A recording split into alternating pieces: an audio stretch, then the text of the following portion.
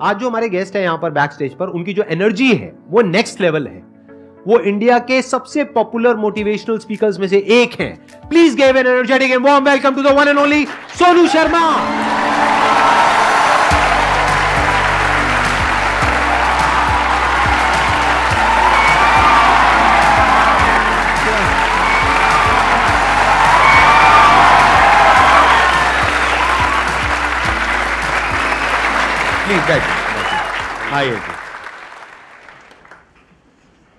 सबसे पहले तो गुस्सा है इन पे बहुत ज़्यादा। क्या गुस्ताखी हो गई सर? देखो, ऐसा होता है कि आपके जो ऑडियंस है ना, वो आपको बार बार प्रेशराइज कर रहे हैं। आप वहाँ गए, आप वहाँ क्यों नहीं जा रहे? अरे मैंने कहा अच्छी बदमाशी नहीं जाते हम। तो नाक में दम कर दिया लोगों ने आपकी वजह से। आना ही पड़ा। मतलब इतने मैसेज, अब तो 2-3 दिन से तो धमकी वाले भी आ रहे हैं, जाओगे कि नहीं जाओगे।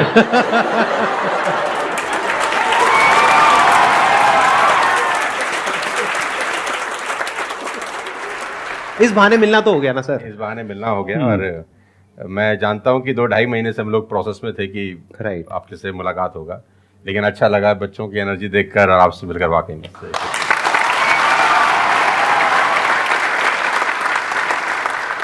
अब बताइए कौन है जो इनसे कुछ क्वेश्चंस पूछना चाहते हैं? मेरा क्वेश्चन ये है कि जब आपका लाइफ का एक स्ट्रगलिंग फेज था तो उस टाइम पे आपको गिव अप करने का फीलिंग आया होगा, तो उस फीलिंग को हमें कैसे टैकल करना है या फिर आपने कैसे टैकल किया? देखो, जब आपका वाई बहुत क्लियर होता है ना, तो आप गिव अप कभी भी नहीं करते।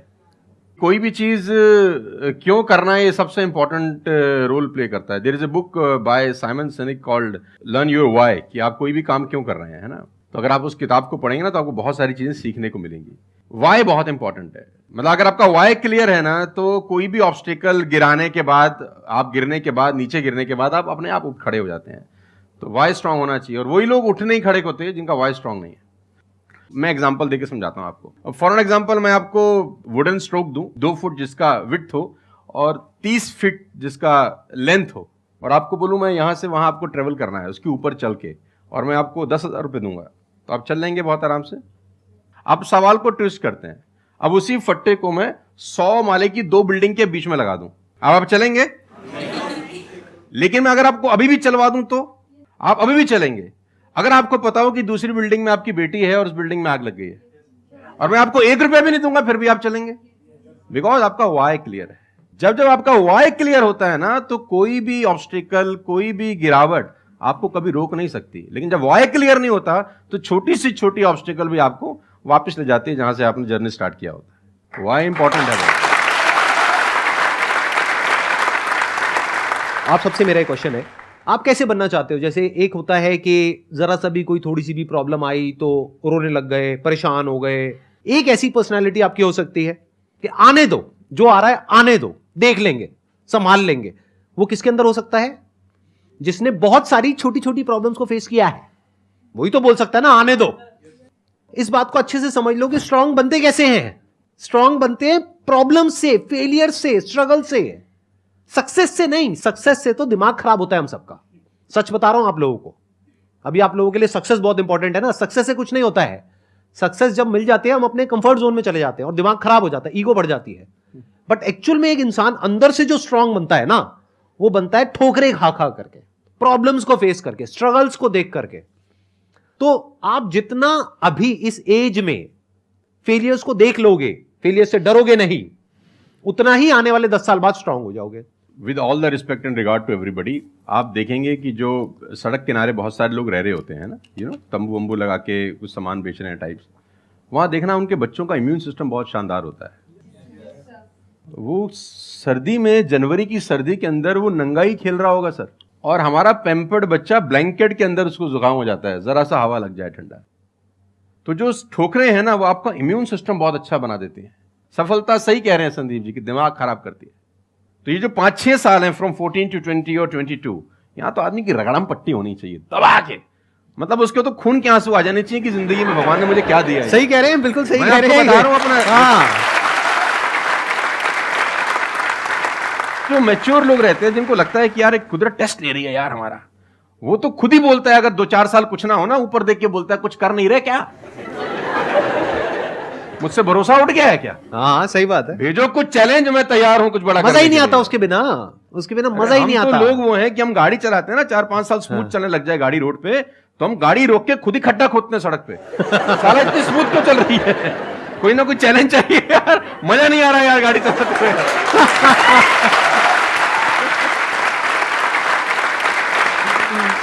तो चैलेंजेस आपका इम्यून सिस्टम बहुत अच्छा करती हैं, और मेरे हिसाब से 14 और 20 साल का जो एज है, इसमें तो खूब पिटाई होनी चाहिए आदमी की, खूब रगड़ा पिट्टी होनी चाहिए, ताकि उसका इम्यूनिटी एक बार अच्छी हो जाए, बाकी का उसका जो 60-70 साल का जिंदगी है ना, वो लोहा हो जाता है।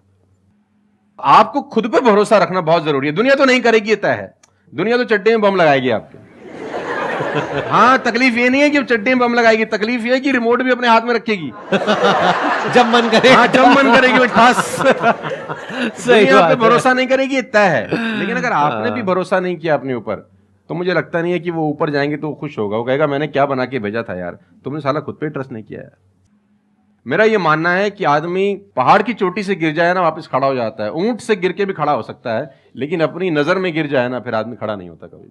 तो हमारे को अपनी नजर में खड़ा होना है। मेरा एक क्वेश्चन है आपसे, ये जो आप अपने वीडियोस में बार बार साला साला बोलते हो, तो आपका साला एक्चुअल में है या नहीं है? नहीं, बिल्कुल है, हष्ट-पुष्ट है। कहते हैं ना, सारी खुदाई एक तरफ। एक्चुअली मैं उसको याद करता हूँ, लोग कुछ और वही सोचते मैं हैं। क्या आजकल का जो दौर है ना, जो मुझे कई बार लोग बोलते हैं आप साला मत बोला करिए, लेकिन साला बोलने से जो वजन बढ़ता है ना बात में, वो कुछ और शब्द उसको भरपाई नहीं कर पाता। वो उसकी भरपाई नहीं हो पाती। और कभी कभी जैसे लोग मुझे बोलते हैं मत यूज करो, ये वो आदमी है जो नेटफ्लिक्स देख रहा है और न जाने क्या क्या देख रहा है और क्या क्या सुन रहा है, लेकिन उसको मेरे से पंगा है थोड़ा सा। हर आदमी रहता है ना कि हाँ। इस देश में हर आदमी से खुश हो सकता है क्या? If everybody likes you have a serious problem, है ना? अगर दुनिया में सब आपको पसंद करते हैं तो आप में कोई सही बात प्रॉब्लम है, फिर आपने कोई समझौते ही किए हैं जीवन के अंदर। हाँ। तो मैं वो जानबूझ के बोलता हूं, क्योंकि उसका जो वजन है ना यार, मैं और बोलना चाहता हूं और भी कुछ, लेकिन रोक लेते हो।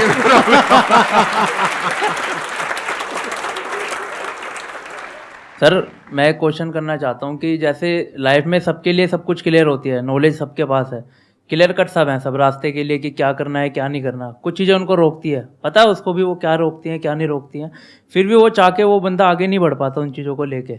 एक नेगेटिविटी उसको रोकती है और उसकी सराउंडिंग उसको रोकती है, मैटर करता है, उसको सब पता है करना क्या है, फिर भी वो रुकता है। सर इसके लिए कोई ऐसा आंसर दो, आज तक किसी ने दिया ना और क्लियर कट हो। भगवान कृष्ण पांडवों के तरफ से गए 5 गांव मांगने हस्तिनापुर, शांति प्रस्ताव लेके गए कि 5 गांव आप पांडवों को दे दो, बड़े संतोषी हैं, वो लड़ाई वड़ाई नहीं करेंगे और पूरी महाभारत टल जाएगी, खत्म, कोई दिक्कत नहीं है। तो दुर्योधन ने बोला कि सुई के नोक बराबर भी जमीन नहीं दूंगा। तो भगवान कृष्ण दुर्योधन से बोलते हैं ये धर्म है? उसने बोला मैं जानता हूं वो धर्म है। उसने बोला करता क्यों है? बोला पता नहीं ऐसी कोई शक्ति है जो मुझसे करवाती है। ऐसा होता ही नहीं है कि गलत करने वाले को अरे मुझे तो पता ही नहीं था चोरी करना पाप है, नहीं तो मैं करता ही नहीं यार। पता होता है। वो कहता पता नहीं ऐसी कौन सी शक्ति है जो मुझसे गलत कराने को मजबूर करती है और मैं करता जाता हूं। कुत्ता रहता है ना, जो कुत्ता, उससे परफेक्ट एग्जाम्पल नहीं है। कुत्ता अगर रोटी चुरा के कहीं से भागेगा ना, आप ध्यान दीजिए, गौर करिए, कहीं से चुरा के भागे तो वो 3 गली दूर जाएगा, चोरी से खाएगा कि कोई देख तो नहीं रहा, चुरा के लाया है।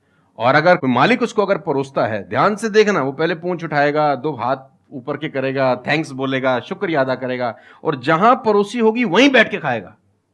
कुत्ते को भी पता है ये ईमानदारी की रोटी है और उस कुत्ते को पता है कि सारा बेईमानी की रोटी है, वो 3 गली दूर जाके खाता है।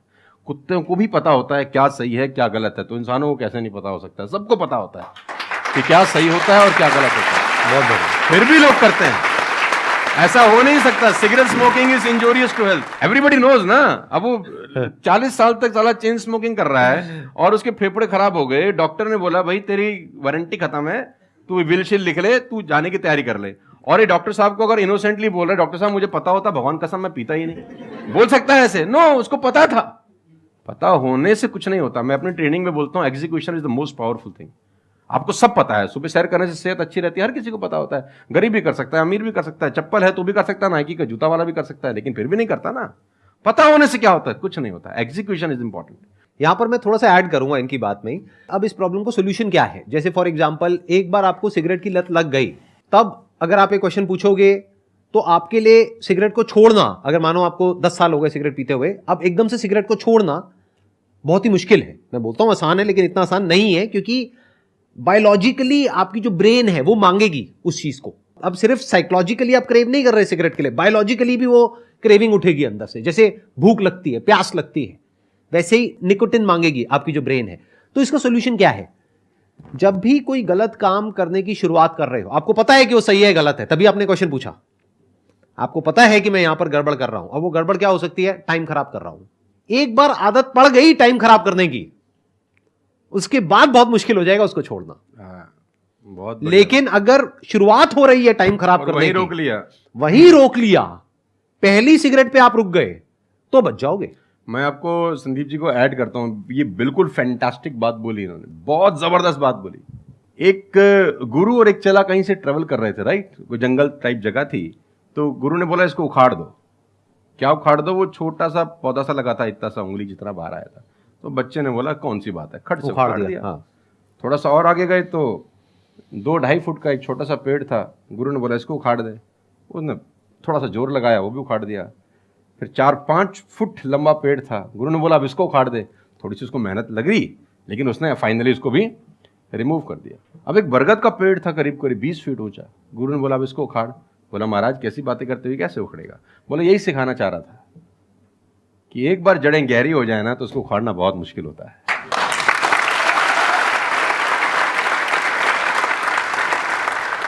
मेरा क्वेश्चन ये है कि जैसे कि हम पढ़ते हैं, मैं आजकल ये हो रहा है कि हम मैक्सिमम हमारा फोकस ये होता है कि हम पढ़ेंगे और ये चीज़ मतलब जॉब करेंगे, लेकिन ये होता है कि जब वो नहीं होता हमारे से, तो हमें मतलब हमें कुछ बड़ा सोचना चाहिए कि हाँ अब इससे भी बड़ा कुछ हो सकता है, मे बी वो ना हो, कुछ बड़ा मतलब अपनी थिंकिंग को कैसे बढ़ाएं, वॉस करें। देखो, ये जो सोच है ना कि मुझे पढ़ना है और फिर मुझे जॉब चाहिए, ये सोच ही गलत है।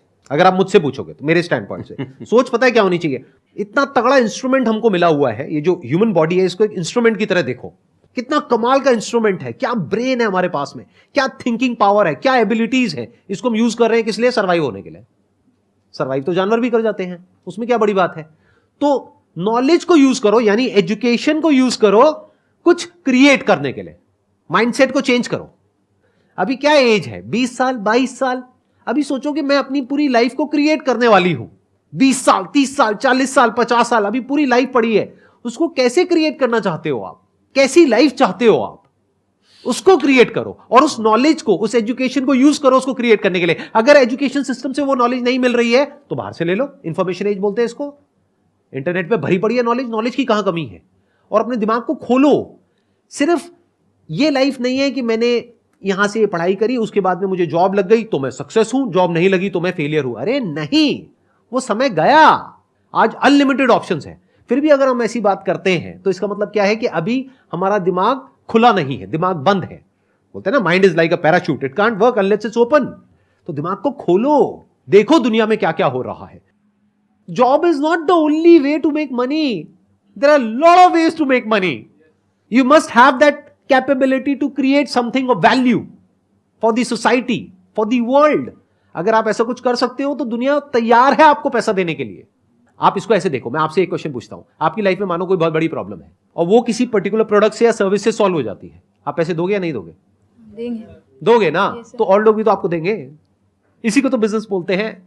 मेरा एक वीडियो है, अगर टाइम मिले तो देखना, कि इस दुनिया में जंगल का शेर बनना, सर्कस का नहीं। शेर तो सर्कस में भी रहता है ना। अब वो जो चाबुक वाला ना उसको नचाता है, आग में से भी कूदने को बोलता है तो बेचारा कूद जाता है। उसको सिर्फ सहूलियत ये होती है कि उसको टाइम पे खाना मिल जाता है बस। लेकिन जो जंगल का शेर है उसको कभी मिलता है, कभी नहीं मिलता। उसको रोज हॉन्ट करना पड़ता है। Every day when the sun rises उसको भागना पड़ता है शिकार के लिए, नहीं तो वो शाम का अपना सूर्यास्त नहीं देख सकता, मर जाएगा। डेली भागना है, डेली दौड़ है, डेली लड़ाई है, डेली जंग है उसकी। लेकिन सर्कस के शेर के साथ कोई जंग है ऐसी नहीं। उसको धूप की तकलीफ नहीं है, धूप उसको पड़ेगी नहीं, बारिश उस पर आएगी नहीं, सेफ सिक्योर है, मस्त रह रहा है, उसकी टेक केयर हो रही है। लेकिन साला कोई जिंदगी है? बच्चे भी पूंछ पे हाथ लगा के चले जाते हैं जब पूंछ बाहर घूम रही होती है। अब यही पिंजरा हटा दो, अब बच्चे को बोल हाथ लगाइयो, है ना? तो जिंदगी में बनना, तो जंगल का शेर बनना, चैलेंजेस होने चाहिए। आराम से 2 टाइम का खाना मिल जाएगा, वो तो सर्कस वाली कहानी है, मुझे सूट नहीं करती। जंगल में रहे, खाना मिलेगा नहीं मिलेगा लेकिन शान से जिएंगे। 100 साल की नालायक जिंदगी से 30 साल की साले शानदार जिंदगी ज्यादा अच्छी है।